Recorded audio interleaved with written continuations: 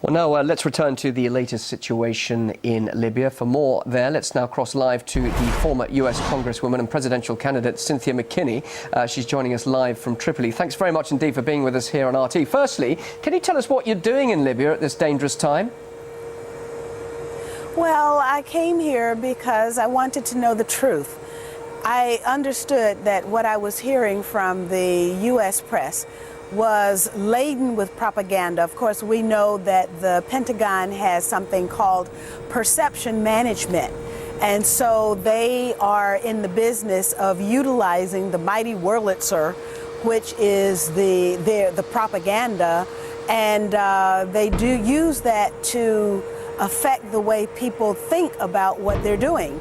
And that's exactly what has been happening here with NATO. And so I thought I would come here with a delegation of journalists from across the United States, including one journalist also from South Africa, so that we could understand the truth and then tell the truth to the people who will listen to us. All right, what is the truth you want to tell people? For example, you've just mentioned NATO. We know the airstrikes there are meant to be hitting purely military targets. Is that the case? Is that what you're seeing there now? Absolutely not. In fact, yesterday, a university was hit. Al-Fatah University, which was formerly known as Nasser University. Two auditoriums at that university were hit.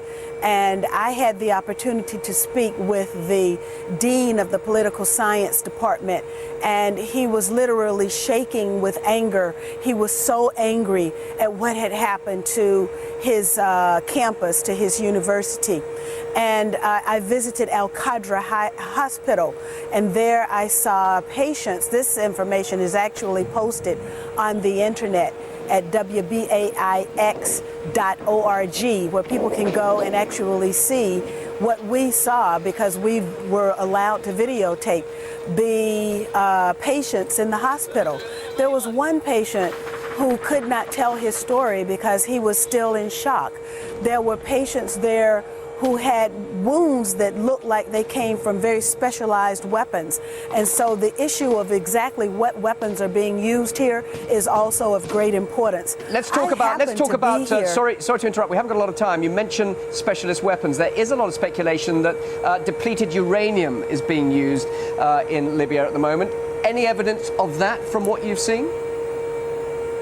Well, I can only give you anecdotal information from the members of my delegation, and I was able to speak with a person in the United States who is a depleted uranium specialist, a former geophysicist at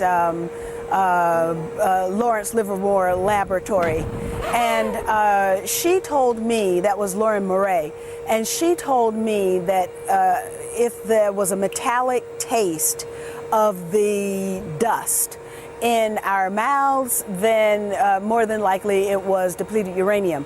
So I did a brief survey of those with me, because on one day there were 89 blasts, and yes, the response that I got was that there was a metallic taste. Okay, of just course, very quickly, we've got no time at all. I'm sorry, we have actually run out of time. Sadly, we were hoping to talk to you a little earlier, but thanks so much for joining us live there from Tripoli. Former US Congresswoman and presidential candidate Cynthia McKinney, thank you.